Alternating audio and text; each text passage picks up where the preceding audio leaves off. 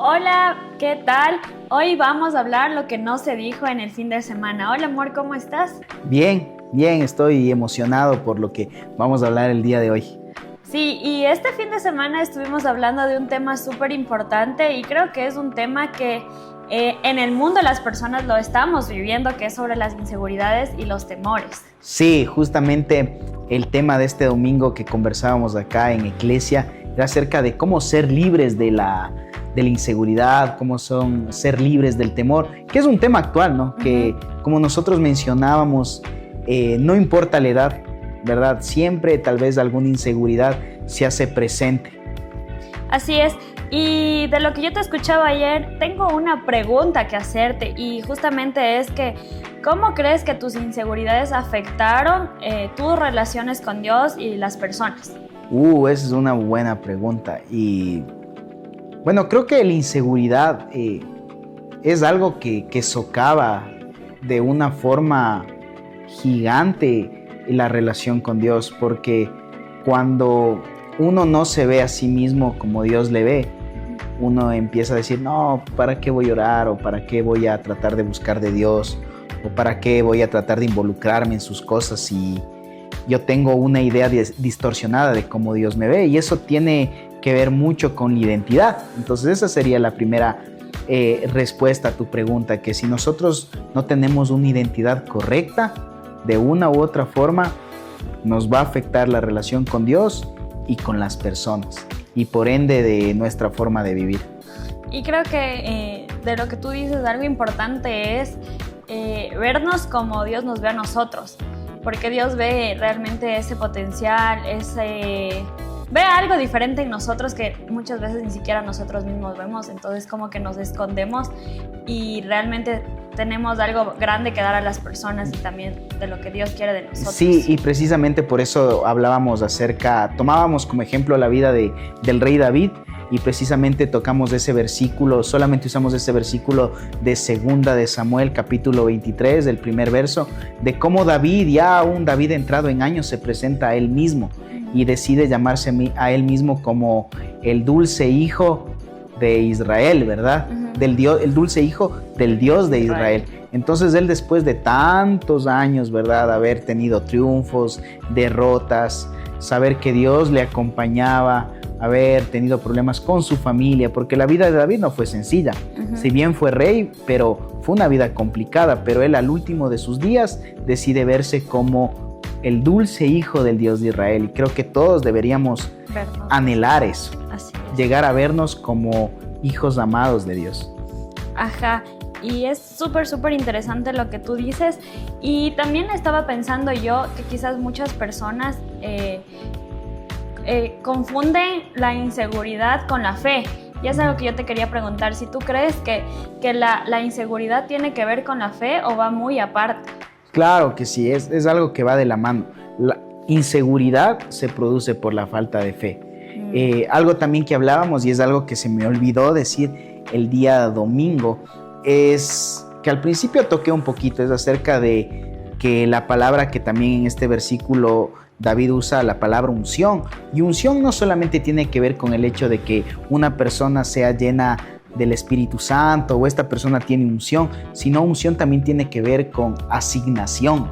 Entonces, si tú no tienes fe, no crees que Dios te llamó para hacer algo, por ende vas a vivir una vida insegura, porque vas a vivir en la incertidumbre de ¿será realmente que Dios me llamó a esto?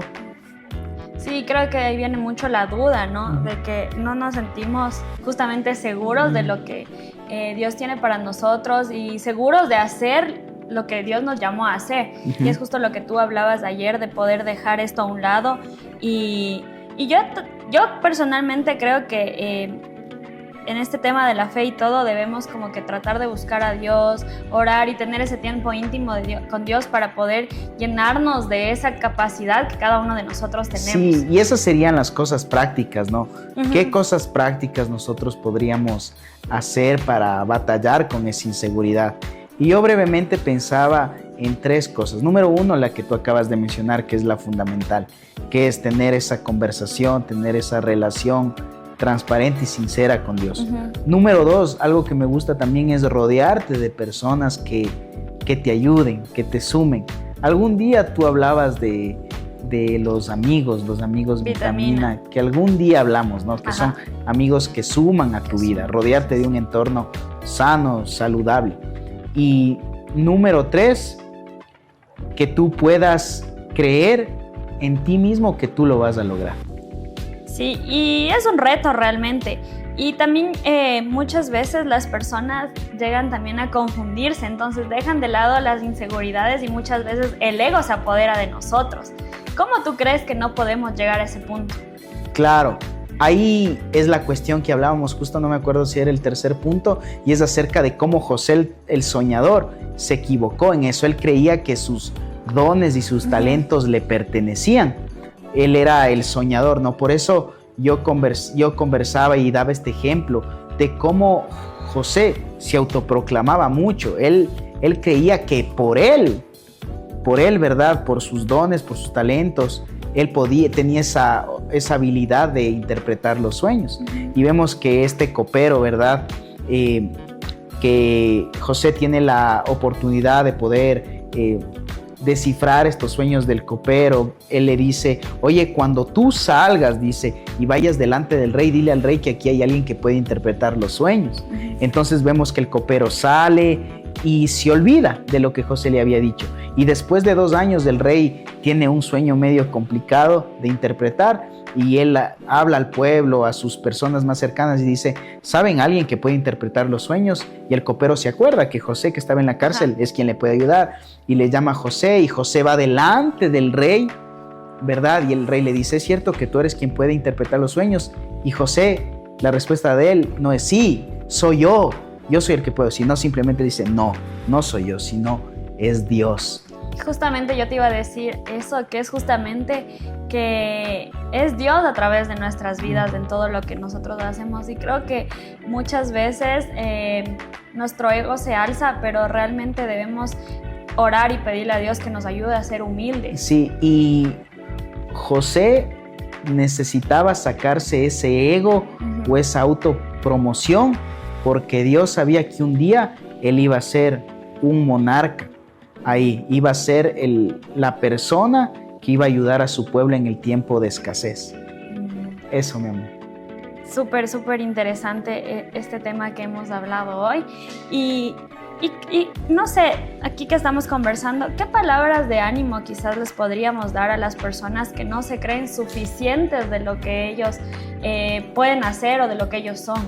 Sí, y algo que ahorita siento decir es que el hecho de que el Espíritu Santo habite en ti ya te hace suficiente para ti mismo, porque la presencia de Dios habita en ti y también te hace suficiente para enfrentarte a cualquier reto, a cualquier circunstancia. Entonces, la respuesta sería esta, ¿no? Sí, y muchas gracias. Creo que fue un tiempo donde pudimos conversar y hablar un poquito de lo que no se habló el día de ayer, domingo. Y eso, amor, sí, te agradezco. Gracias por conectarse. Chao. Chao.